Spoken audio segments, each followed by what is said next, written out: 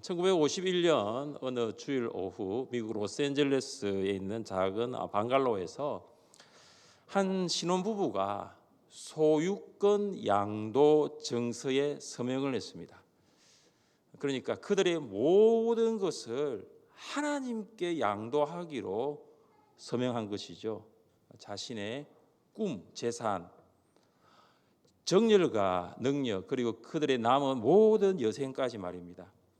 그들은 이 소유권 양도에 서명을 했지만 이 소유권 양도 서명 이후에 일어날 어떤 일이 일어날 것인가에 대해서는 전혀 예측하지 못했습니다.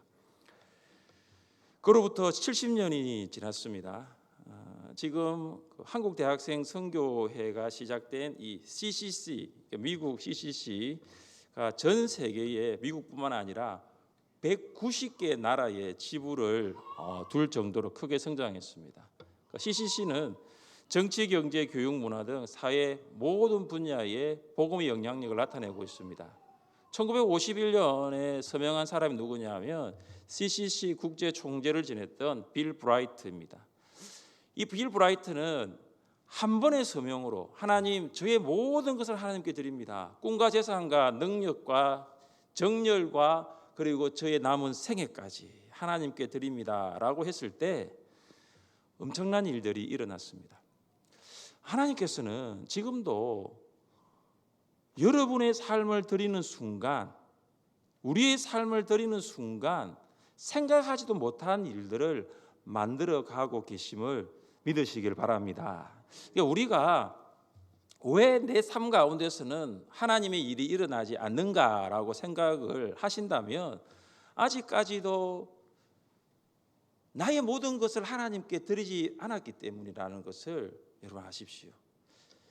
시몬이라는 바리새인이 식사 자리에 예수님을 초대합니다. 이런 것을 보면 바리새인이라고 하여 무조건 나쁜 사람은 아닙니다. 성경에는 그가 예수님을 초대한 이유가 기록되어 있지 않지만 아마도 예수님에 관한 소식을 듣고 예수님이 누구신지 궁금하였을 것입니다. 그러나 그가 예수님을 선지자 혹은 또 선생님이라고 호칭을 사용하는 것을 보면 예수님을 아직 인격적으로 만나지 못한 것은 분명합니다. 예수님은 바리새인의 집에 들어가 신발을 벗고 관습에 따라 식탁에 비스듬히 기대어 누우셨습니다. 머리는 테이블 쪽으로 향하고 한쪽 팔꿈치는 몸의 하중을 떠받치고 발은 뒤로 뻗은 자세입니다. 머리에 그림이 그려지십니까? 그냥 이렇게 앉은 것이 아니고 머리는 테이블 쪽으로 가고 몸은 몸의 하중을 받치고 발은 뒤로 뻗은 상태죠. 식사가 진행되고 있는 동안 황당한 일이 한 가지 일어납니다. 아주 당황스러운 일이 일어납니다. 한 여인이 식사 자리에 들어옵니다. 이 여인은 식사 자리에 들어와서는 안 됩니다. 왜냐하면 그녀는 식사 자리에 초대받지 않았습니다. 게다가 그녀에 대한 소문이 매우 좋지 않았기 때문입니다. 성경은 그녀를 그 동네에 죄를 지은 한 여자라고 수식합니다. 우리는 그녀가 어떤 종류의 죄를 지었는지는 알 수 없지만 동네 사람들이 그녀가 죄인이라는 거 다 알고 있었습니다. 그러니까 아마 도덕적인 죄인, 음행일 확률이 상당히 높습니다. 여인은 예수님이 바리새인의 집에서 식사하신다는 것을 알고 향유를 담은 옥합을 가지고 찾아온 것입니다. 여인은 예수님 옆에서 갑자기 울기를 시작합니다. 예수님을 만나자 눈물이 확 쏟아집니다. 눈물샘이 열리는 것이죠. 흐르는 눈물을 주체할 수가 없습니다. 여인은 지난날 음행을 해가면서 살았습니다. 이 음행의 죄를 끊을 수가 없었습니다. 늘 죄에 끌려다녔고 늘 죄에 묻혀 살았습니다. 동네 사람들이 죄인이라며 손가락질을 하였습니다. 그러는 그녀가 예수님을 만났습니다. 예수님을 인격적으로 만남으로 죄 사함을 받게 되었습니다. 저는 여인이 예수님 옆에 서서 울었다는 이 말씀을 묵상하면서 예수님을 직접 만났을 때에 어떨까라는 생각을 해보곤 하였습니다. 여러분, 예수님 여러분 직접 만났을 때 여러분 어떻겠습니까? 저는 예수님이 나의 죄를 위하여 십자가에 못 박히신 것이 너무 감사하여 저 또한 예수님 옆에 서면 눈물이 날 것 같아요. 아무런 죄 없으신 예수님이 나의 죄를 위해 십자가에 죽으신 것이 너무 감사해서 아무 말도 못하고 울고 있을 것 같아요. 그러니까 예수님을 생각하면 감사밖에 없습니다. 사랑하는 성도 여러분, 여인이 얼마나 울었으면 눈물이 예수님의 발을 적셨을까요? 여인은 자기 머리로 예수님의 발을 닦습니다. 사람들 앞에 이 여인이 머리를 풀어내리는 것은 참 부끄러운 일입니다. 그런데 여인은 사람들을 의식하지 않습니다. 나를 죄에서 구원해 주신 예수님께 감사할 뿐이죠. 예수님의 발에 입을 맞추고 향유를 붓습니다. 이 향유는 여인에게 가장 가치 있는 재산이었을 것입니다. 왜냐하면 가장 사랑하는 예수님께 내가 가지고 있는 가장 가치 있는 것을 드리고 싶었기 때문입니다. 여인의 이러한 헌신은 아무나 할 수 있는 헌신이 아니죠. 그런데 왜 여인이 이런 헌신을 했을까요? 예수님께 감사였기 때문입니다. 헌신은 제 용서를 받은 감사로부터 나옵니다. 그래서 헌신은 다른 말로 감사의 표현입니다. 한번 따라해 보시겠습니다. 헌신은 감사의 표현입니다. 헌신은 감사의 표현입니다. 여인은 예수님이 자기의 죄를 용서하셨고 그것에 대한 감사의 표현으로 가치 있는 향유를 드리는 헌신까지 하였습니다. 여인의 이런 행동을 지켜보고 있던 시몬이 마음속으로 말합니다. 예수님께 말을 하지 않고 마음속으로 이런 말을 합니다. 이 사람이 만일 선지자라면 자기를 만지는 이 여자가 누구며 어떠한 자 곧 죄인인 줄을 알았으리라. 시몬은 마음속으로 예수님은 선지자가 아니다라고 판단합니다. 왜냐하면 이 예수님이 선지자라면 이 여자가 죄인이라는 것을 당연히 안다라는 것이죠. 그러면 이 여자가 죄인이라면 분명히 예수님은 이 여자를 쫓아내었을 것이라고 생각합니다. 예수님은 사람의 마음을 감찰하시는 분이십니다. 바리새인이 말을 한 것이 아니고 마음속으로 말했습니다. 그런데 예수님이 그걸 다 아십니다. 예수님은 말하지 않아도 마음을 감찰하시는 분이십니다. 그리고 그의 이름을 부르십니다. 시몬아, 내가 네게 이를 말이 있다. 시몬이 마음이 뜨끔했을 거예요. 내가 말도 안 하고 내 마음속으로 생각했는데 시몬아, 내가 네게 이를 말이 있다. 예수님은 빛과 탕감을 예로 들어 제 용서를 설명하십니다. 함께 41절과 42절을 읽겠습니다. 41절과 42절입니다. 이르시되 빚 주는 사람에게 빚진 자가 둘이 있어 하나는 500데나리온을 졌고 하나는 50데나리온을 졌는데 갚을 것이 없으므로 둘 다 탕감하여 주었으니 둘 중에 누가 그를 더 사랑하겠느냐. 아멘. 예수님은 시몬에게 500데나리온과 50데나리온의 빚을 지은 사람들이 다 탕감을 받았다. 그러면 누가 더 사랑하겠느냐라고 질문을 하십니다. 이것은 하늘샘 교회 유치부 아이들도 대답할 수 있는 질문입니다. 답은 뭐죠? 500데나리온 탕감받은 사람이죠. 많이 탕감받은 사람이 더 사랑하죠. 1데나리온 노동자의 하루 품삯에 해당됩니다. 1데나리온 만약에 10만 원으로 환산하면 500데나리온은 5천만 원이 되고 50데나리온은 500만 원이 됩니다. 그러니까 500데나리온은 50데나리온 10배가 되죠. 시몬, 많이 탕감받은 사람이 더 사랑할 것입니다 라고 말합니다. 여기 사랑하다라는 것은 감사하다와 동의어입니다. 그러니까 더 사랑하다는 말은 다른 말로 더 감사하다입니다. 더 큰 빚을 탕감받은 사람이 더 큰 감사를 표현합니다. 더 큰 감사를 표현하는 사람은 더 큰 빚의 탕감을 받은 사람입니다. 이제 예수님은 자신을 초청한 바리새인과 자신의 발에 향유를 부은 여인을 비교합니다. 시몬은 예수님께 어떤 물도 제공하지 않았지만 여인은 눈물로 예수님의 발을 씻고 머리를 닦았습니다. 일반적으로 손님이 올 때에 손님이 발을 씻도록 편의를 제공하는 거 기본이죠. 근데 시몬은 예수님을 초대는 하였는데 환대하지는 않았습니다.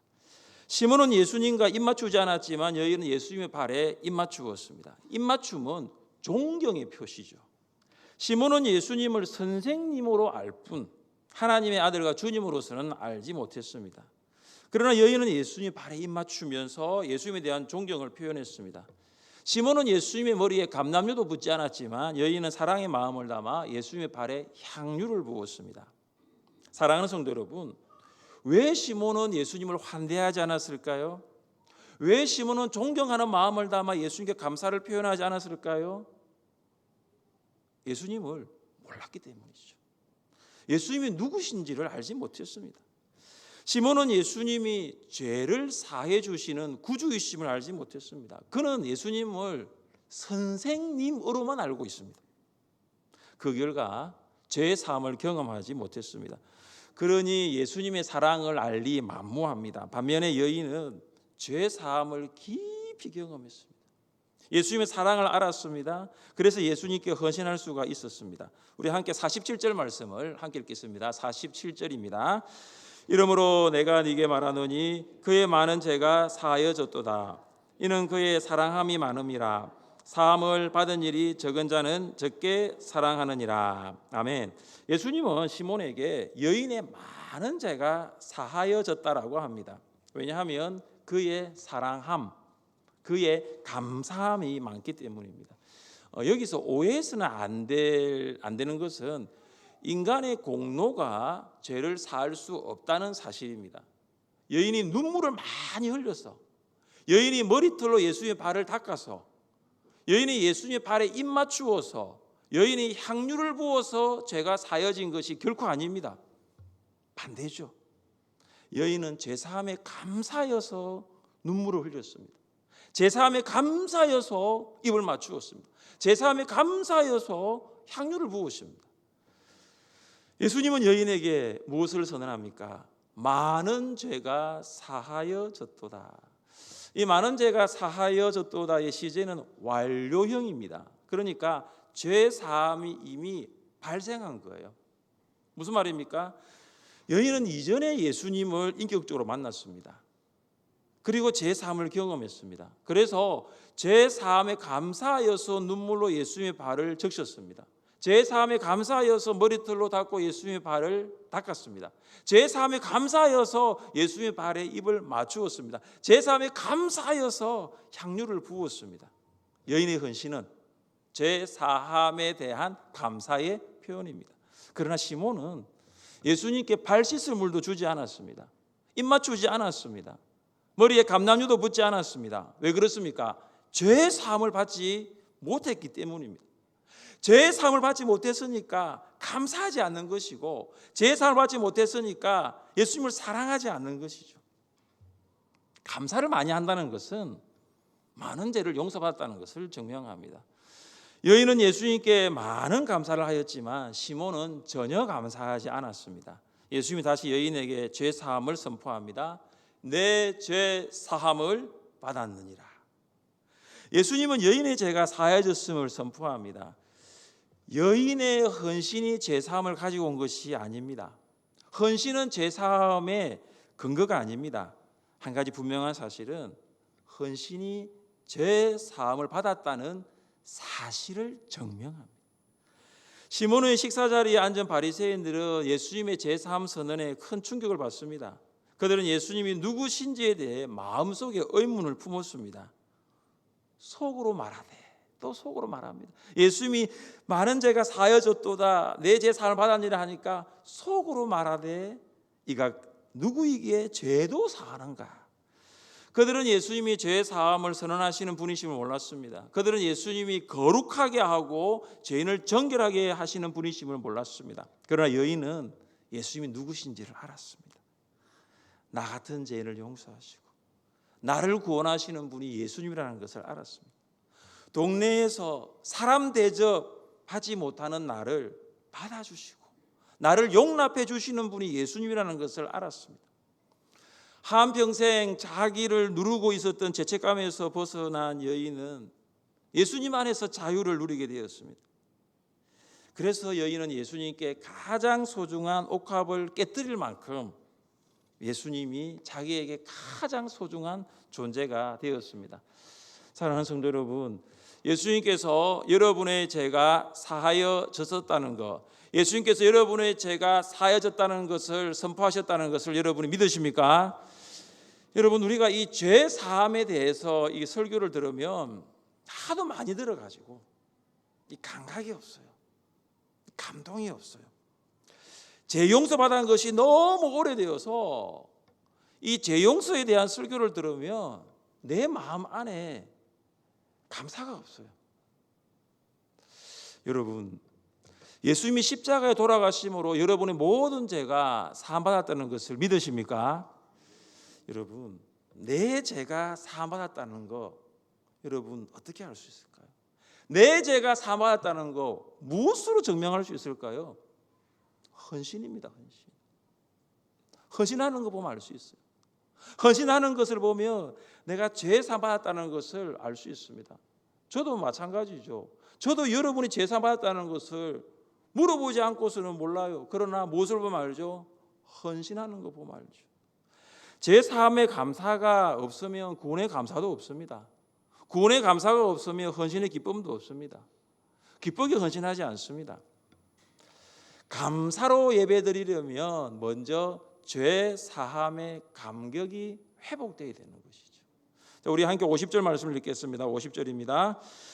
예수께서 여자에게 이르시되 내 믿음이 너를 구원하였으니 평안히 가라 하시니라. 아멘. 예수님을 믿음으로 여인은 구원을 받았습니다. 이 믿음과 구원이 지금 50절 말씀에 보면 연결되고 있습니다. 믿음으로 제 사함을 받았고 제 사함으로 구원을 받았습니다. 그러니까 믿음이 없이는 제 사함 받을 수 없고 제 사함 없이는 구원을 받을 수 없습니다. 예수님은 여인이 구원받은 것을 믿음 때문이라고 말합니다. 향유를 부은 것 때문에 구원받은 것이 아니라 믿음 때문이라고 말하고 있어요. 믿음으로 구원을 받습니다. 믿음으로 구원받았으니 감사할 수 있습니다. 믿음으로 구원받았으니 헌신할 수 있는 거예요. 사랑하는 성도 여러분, 감사가 메마르지 않기 위해서 우리는 죄 사함 받은 것을 날마다 기억하십시오. 죄 사함의 감격을 날마다 묵상하십시오. 구원의 기쁨과 구원의 감격을 잃어버리지 않도록 하십시오. 여러분, 구원의 감격이 메말라 버리면 감사도 메마릅니다. 하나님께서 나 같은 죄인을 살리시고 구원해 주신 은혜에 감사할 때 감사로 예배드릴 수 있습니다. 구원의 은혜에 감격할 때 교회를 봉사할 수 있습니다.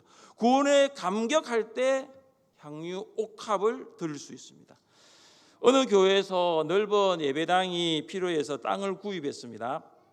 그 땅에 허름한 건물이 들어서 있었습니다. 이 건물을 고쳐서 사용할 것인지 아니면 아예 그 건물을 헐어버리고 새로 지을 것인지 교회에서 의견이 나누어졌습니다. 건물을 고쳐서 사용하면 비용이 많이 들지 않지만 건물을 새로 지으면 많은 비용이 듭니다. 자, 이럴 경우에 대부분의 성도들은 무엇을 선택할까요? 건물을 고쳐서 사용하자고 할까요? 아니면 건물을 허물고 새로 짓자고 할까요? 여러분 같으면 뭐 하겠습니까? 비용이 많이 드는 것은 건물을 새로 짓는 것이고 비용이 많이 들지 않는 것은 이 건물을 다시 리모델링하는 것입니다. 어떻게 하겠습니까? 많은 사람들이 그냥 있는 건물 고쳐서 쓰자라고 하죠. 왜죠? 비용이 많이 들지 않기 때문에. 다른 말로 말하면 헌신하지 않아도 되는 쪽을 택하는 거죠. 사람들은 하나님 앞에 되도록이면 좀 헌신하지 않는 쪽을 선택하려고 합니다. 이것은 뭐냐면 각자에게는 정해놓은 헌신의 한계가 있어요. 이것을 한계를 정한 헌신이라고 부릅니다. 그래서 각자가 한계가 있습니다. 이 헌신의 한계가 있어요. 그래서 이 헌신의 한계를 넘어버리면은 그때부터 이제 헌신을 안 하게 되는 거죠. 신앙생활 하면서 안타까운 것을 제가 생각을 하면 이 부분이 안타까워요. 우리는 하나님께 드리기보다 하나님께 받을 것을 더 많이 생각한다는 것이죠. 내가 제 사함을 받았는데도 불구하고 하나님께 드리는 것보다는 제 사함을 받았는데도 계속 받을 것만 생각을 한다는 것이죠. 감사로 예배 드리는 것보다는 어떻게 하면 기도 응답을 받을 수 있을까? 내가 헌신하기보다는 어떻게 하면 은혜를 더 받고 싶다는 생각을 많이 합니다. 그러나 이미 우리는 큰 은혜를 받았습니다. 여러분, 우리가 어떤 은혜를 받았는 줄 아십니까? 우리 같이 한 말씀 읽어보겠습니다. 영접하는 자, 곧 그 이름을 믿는 자들에게는 하나님의 자녀가 되는 권세를 주셨으니 아멘. 우리는 믿음으로 말미암아 예수님을 믿어 하나님의 자녀가 되었습니다. 할렐루야. 저는 예수님을 인격적으로 만나 하나님의 자녀가 되었을 때 저는 이미 큰 은혜를 다 받았다고 저는 그때 생각했어요. 저는 그때 평생 받을 은혜를 다 받았다고 저는 믿었어요. 왜냐? 하나님의 자녀가 되었으니까. 뭐 어떤 은혜를 더 필요합니까? 내가 하나님의 자녀인데. 그러면서 저는 그 이후로 어떻게 생각했냐면은 그때부터 주어지는 은혜는 보너스다라는 거죠. 하나님은 나의 아버지가 되시고 나는 하나님의 자녀가 되었는데 무엇이 더 필요해요? 무엇을 더 원해요? 그때마다 저의 삶의 초점은 어디를 향하고 있었냐면 하나님 아버지를 향하고 있었습니다. 무엇으로 하나님 아버지를 기쁘게 할까? 코로나 중에 대면 예배를 집중할 수 있었던 이유도 마찬가지입니다. 무엇으로 하나님 아버지를 기쁘게 할까라는 거예요. 협동조합을 만들고 이웃 사랑을 실천하는 것도 마찬가지죠. 무엇으로 하나님을 기쁘시게 할까? 사랑하는 성도 여러분, 이제는 하나님 아버지께 받는 것이 아니고 하나님 아버지께 드릴 수 있는 성도들이 될 수 있기를 바랍니다. 여러분이 정말로 하나님의 자녀라면 이제는 드릴 수 있는 성도들이 될 수 있기를 바랍니다. 내가 하나님 아버지께 드릴 향유 옥합은 무엇인가? 한번 생각해 보십시오. 우리 교회는 하나님 아버지께 자신의 향유 옥합을 드렸던 믿음의 선배들이 많이 있습니다.